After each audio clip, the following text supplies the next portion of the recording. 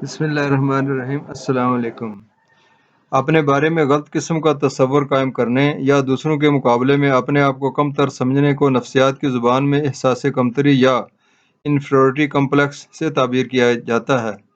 انسان کا کسی چیز یا شخصیت سے خوف زدہ ہونا یا متاثر ہونا بھی احساس کمتری میں مبتلا کر دیتا ہے۔ احساس کمتری کے مقابلے میں خود اعتمادی شخصیت کو نکھارتی ہے اور دوسروں سے منفرد کرتی ہے، جبکہ احساس کمتری انسان کو ڈپریشن اور منفی رویوں کا سبب بنتا ہے۔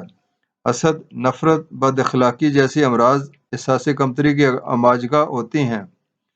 انگریزی میں اپنی ذات کے بارے میں منفی تاثر کو لو سیلف اسٹیم بھی کہتے ہیں، جبکہ خود اعتمادی کو سیلف کانفیڈنس کا نام دیا گیا ہے۔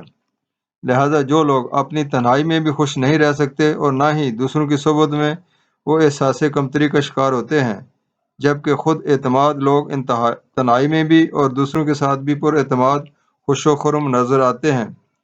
انسانی جذبات کو 6 حصوں میں تقسیم کیا جاتا ہے، مثلا خوشی، غصہ، ڈر، اداسی، نفرت اور حیرانگی شامل ہیں۔ اداسی کا دوسرا نام مایوسی اور مایوسی کا دوسرا نام احساس کمتری ہے۔ دوسری طرف ہمارے معاشرے کا یہ بھی المیہ ہے کہ کچھ لوگ اپنی کم ظرفی اور مال و دولت کے گھمنڈ کی وجہ سے دوسرے لوگوں کے حقارت کی نظر سے دیکھتے ہیں اور اللہ کی دی ہوئی نعمتوں کو شکر ادا کرنے کے بجائے اپنی محنت کا ثمرہ سمجھنے لگ جاتے ہیں۔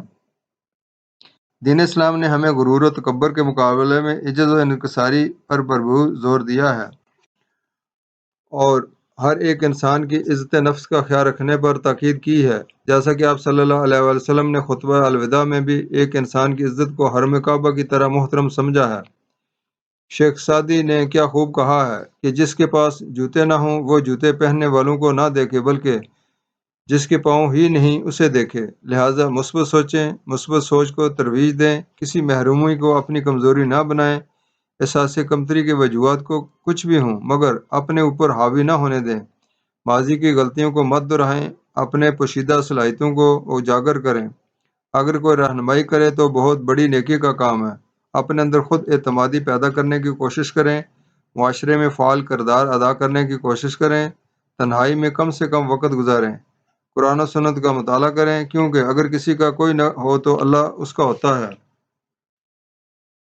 اس آیہ کریمہ کی روشنی میں بھی مسلمان کو چاہیے کہ اللہ تعالیٰ پر مکمل بھروسہ اور توکل کرے، ہمیشہ اللہ سے مدد اور نصرت طلب کرے۔ خود اعتمادی بھی اللہ تعالیٰ کی توفیق سے ہی پیدا ہوتی ہے اور احساس کمتری بھی اللہ کے فضل سے ہی ختم ہو سکتی ہے۔ اس کے ساتھ ساتھ انسان کو بھی ہاتھ پہ ہاتھ رکھے نہیں بیٹھے رہنا چاہیے، بلکہ خود بھی احساس کمتری کو ختم کرنے کی کوشش کرنی چاہیے۔ پھر بھی اگر یہ لوگ پھر جائیں تو اے پیغمبر انہیں کہہ دیں کہ اللہ مجھے کفایت کرتا ہے اور اس کے سوا کوئی معبود نہیں، اسی پر میرا بھروسہ ہے اور وہی عرش عظیم کا مالک ہے۔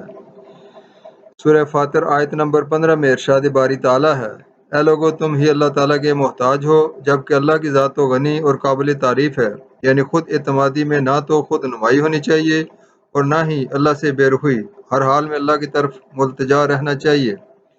جیسا کہ سیدنا ابو بکرہ رضی اللہ تعالیٰ عنہ سے مروی ہے، رسول اللہ صلی اللہ علیہ وآلہ وسلم نے فرمایا، اے اللہ میں تیری رحمت کا امیدوار ہوں، لہٰذا مجھے میرے اپنے رحم و کرم پر آنکھ جھپکنے کے برابر بھی تنہا مت چھوڑنا، بلکہ میرے سارے معاملات سنوار دے، تیرے سوا کوئی معبود برحق نہیں ہے۔ اس حدیث کو ابو داؤد میں روایت کیا گیا ہے۔ حضرت معاویہ رضی اللہ تعالیٰ عنہ نے مغیرہ رضی اللہ تعالیٰ عنہ کو لکھا کہ جو تم نے رسول اللہ صلی اللہ علیہ وآلہ وسلم سے سنا ہے وہ مجھے لکھیے۔ تو انہوں نے انہیں لکھا کہ نبی کریم صلی اللہ علیہ وآلہ وسلم ہر نماز کے بعد کہتے تھے، لا الہ الا اللہ وحدہ لا شریک لہ، لہ الملک و لہ الحمد وہو علی کل شیء قدیر، اللہم لا مانع لما اعطیت ولا معطی لما منعت ولا ينفع ذا الجد منک الجد۔ تنہا اللہ کے سوا کوئی معبود نہیں، اس کا کوئی شریک نہیں، ملک اسی کا ہے اور تمام تعریف اسی کے لیے ہیں، اور وہ ہر چیز پر قادر ہے۔ اے اللہ جو تو عطا کرے اسے کوئی روکنے والا نہیں، اور جسے تو روکے اسے کوئی دینے والا نہیں، اور کسی کا نصیبہ وار کا نصیبہ تیرے مقابلہ میں اسے نفع نہیں پہنچا سکے گا۔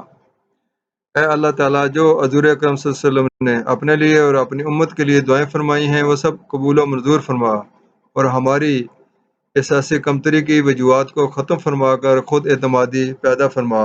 آمین ثم آمین۔